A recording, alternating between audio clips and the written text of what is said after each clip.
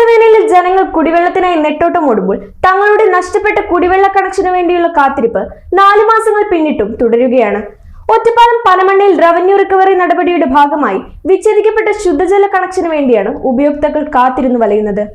Ottapalam south Panamanna എഴുത്തച്ഛൻകളം പറമ്പിൽ കണ്ണനും കുടുംബവും കുടിവെള്ളത്തിനായി ആശ്രയിച്ചിരുന്ന ഏക കണക്ഷൻ ജനുവരി മാസത്തിലാണ് വിച്ഛേദിക്കപ്പെടുന്നത്.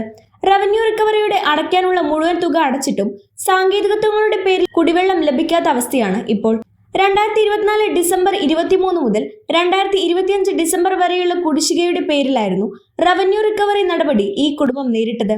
നോട്ടീസ് ലഭിച്ചതിനു പിന്നാലെ 3185 രൂപ ഒറ്റപ്പാലം 1 വില്ലേജ് ഓഫീസിൽ അടച്ചെങ്കിലും ശുദ്ധജല കണക്ഷൻ നാളിതുവരെയും പുനഃസ്ഥാപിച്ചു നൽകിയിട്ടില്ല. ജനുവരി 6-ന് പൈസ അടച്ചതാണ്. പിന്നെ ഒരു 8 പൈപ്പിൻ്റെ കണക്ഷൻ ഇട്ടിട്ട് പോയി, പിന്നെ ഊരിക്കൊണ്ടുപോയി. പിന്നെ ഞങ്ങൾക്ക് വെള്ളത്തിന് ബുദ്ധിമുട്ടല്ലേ.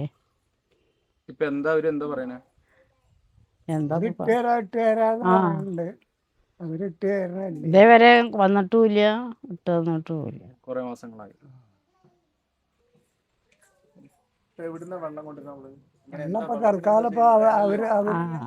അവരുടെ വീട്ടിൽ നിന്ന് എടുക്കുകയാണ്. വെള്ളം അവര് കുഴൽക്കിണർ അടച്ചേന്ന് എടുക്കുക.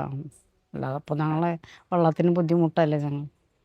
സമാനമായ പ്രതിസന്ധി മറ്റു പല ഗുണഭോക്താക്കളും നേരിട്ടിട്ടുണ്ട്.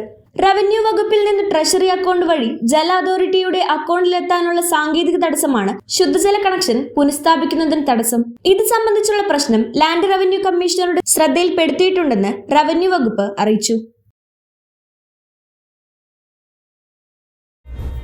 The pleasure of personal banking. Mannarkkad rural service സഹകരണ ബാങ്ക്.